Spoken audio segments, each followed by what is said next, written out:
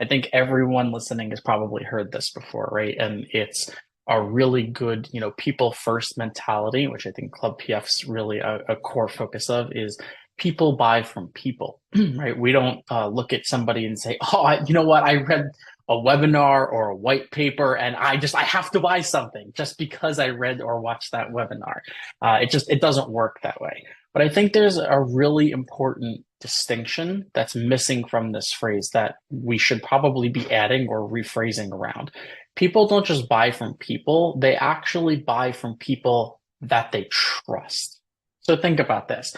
If so you were walking down the street, taking a walk, enjoying nature, getting some fresh air, and someone you don't know walked up to you and was like, "Hey, I've got this really cool startup that I run, new software. It'll do awesome things for your LinkedIn profile. It's $5,000 a year." Would you buy it?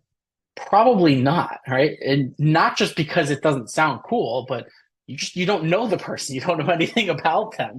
Your trust factor with them is next to nothing, right? And you probably also don't just have a spare 5 grand lying around that you're going to dish out on new software, particularly without trusting someone. So even if they are solving the biggest pain point that you have right now, without that trust factor, it's just not going to happen. All right. So you have kind of this divide. I know there's a very famous book, especially for the marketing folk, called Crossing the Chasm, right? This is not unsimilar to that, where you're actually trying to cross the trust divide. And in crossing this, what we're really trying to do is how long does it take from the first touch point or the first interaction with somebody to being able to build up that level of trust where they kind of lower their walls, right? And they essentially have a more engaging conversation. Perhaps they share some inner workings about how the business is functioning.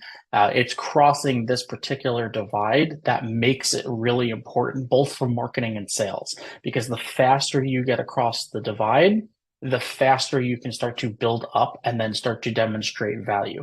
Until you've done this, it's almost impossible to have an honest sales conversation because you both kind of know that you're really tap dancing around the fact that you're here to sell something, they're possibly here to buy something, but you're not going to get honest with each other until some level of trust has been established.